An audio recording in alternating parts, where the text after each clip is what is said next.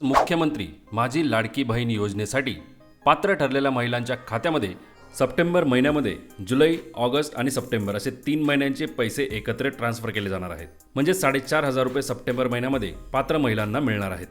पण ही भेट हा फक्त त्याच महिलांच्या खात्यामध्ये पोहोचेल ज्यांचे आधार कार्ड हे बँकेसोबत लिंक आहे आणि मॅपिंग स्टेटस याप्रमाणे दिसत आहे. तुम्ही चेक केले का तुमचे स्टेटस काय आहे ते, किंवा बँक आणि आधार लिंक आहे की नाही ते सुद्धा कसे चेक करायचे हे जाणून घेऊ. पण त्यापूर्वी जर आपल्या चॅनलवर नवीन असाल तर अवश्य सबस्क्राईब करा, बेल आयकन प्रेस करून ऑल नोटिफिकेशन सिलेक्ट करा, ज्यामुळे या प्रकारचेच महत्त्वपूर्ण अपडेट्स तुमच्याकडून मिस होणार नाहीत. नमस्कार मित्रांनो. तर मित्रांनो, लक्षात घ्या 2 गोष्टी आहेत. एक म्हणजे जर आधार कार्ड हे तुमच्या बँकेला लिंक नसेल तर ते लिंक करायची जबाबदारी तुमची आहे. त्यासाठी फॉर्म भरून बँकेत जमा करावा लागतो, त्यासोबत आधार कार्डची कॉपी द्यावी लागते.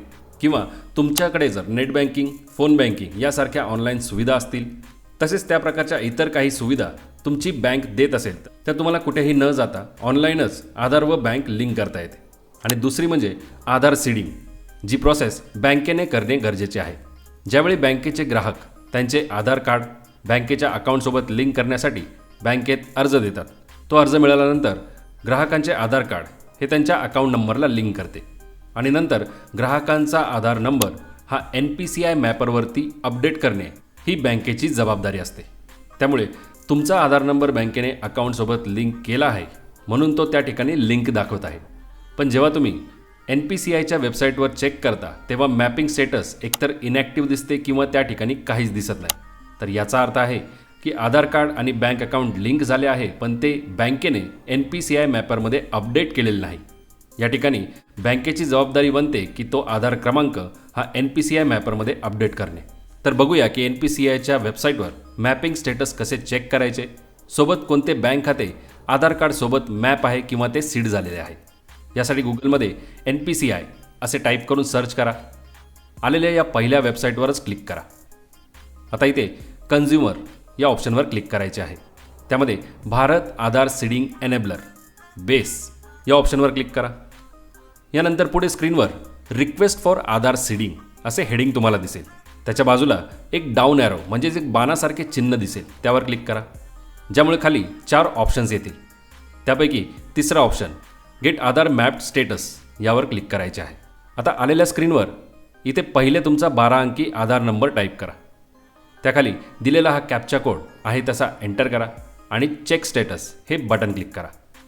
पण लक्षात ठेवा, आधार मॅपिंग स्टेटस चेक करण्यासाठी तुमचे आधार कार्ड आणि तुमचा मोबाईल नंबर हा लिंक असणे गरजेचे आहे. कारण OTPद्वारे व्हेरीफाय झाल्यानंतरच ते मॅपिंग स्टेटस दाखवले जाते. तुमचा आधार कार्ड आणि मोबाईल नंबर लिंक असेल तर चेक स्टेटस बटन क्लिक केल्यानंतर तुमच्या आधारसोबत लिंक असलेल्या मोबाईल नंबरवर एक OTP मिळेल. तो या स्क्रीनवर टाईप करा आणि सबमिट बटन क्लिक करा. लगेच मोबाईलवर तुमच्या आधार कार्डचे मॅपिंग स्टेटस दाखवले जाईल. वरती आधार नंबर दिसेल आणि त्याखाली जर mapping status enable for DBT असे असेल तरच तुमच्या आधारसोबत लिंक असलेल्या बँक खात्यावर सरकारकडून पाठवले जाणारे हे 3,000 रुपये आणि त्यानंतरचे दर महिन्याला येणारे 1,500 रुपये तुम्हाला मिळतील. तुम्हाला कल्पना असेलच की सरकारने DBT मार्फत पैसे पाठवले जाणार असे सांगितले होते. तर इथे मॅपिंग स्टेटस हे एनेबल फॉर DBT असे दिसले पाहिजे. इथे जर स्टेटस इनॅक्टिव्ह असेल तर कदाचित पैसे येणार नाही. काहीही अपडेटेड नसेल तरीही पैसे येण्याची शक्यता नाही, कारण आधार बँक अकाउंटला लिंक आहे पण मॅपिंग चालू नसल्याने पैसे येण्यासाठी अडचणी येऊ शकतात. म्हणून बँकेत चौकशी करायला जाल आणि जर त्यांनी सांगितलं की आधार कार्ड हे तुमच्या अकाउंटसोबत लिंक आहे तर त्यांना सांगा की मॅपिंग स्टेटस हे इनॅक्टिव्ह दिसत आहे किंवा तिथं काहीच अपडेटेड नाही. स्टेटस एनेबल फॉर DBT म्हणजेच डायरेक्ट बेनिफिट ट्रान्सफरसाठी सक्षम असे असले पाहिजे. आता कोणती बँक आधारसोबत लिंक आहे हे सुद्धा तुम्हाला खाली स्क्रोल करून लगेच पाहायला मिळते. जसे या आधारसोबत India post payment bank link आहे आणि मॅपिंग स्टेटस DBTसाठी एनेबल आहे. म्हणजेच सरकार ज्यावेळेस आधार नंबरवर पैसे पाठवेल ते थेट या बँकेमध्ये येतील. तेव्हा लगेच चेक करा तुमचे मॅपिंग स्टेटस काय आहे आणि ते अपडेटेड नसेल तर लगेच करून घ्या. धन्यवाद. जय हिंद, जय महाराष्ट्र.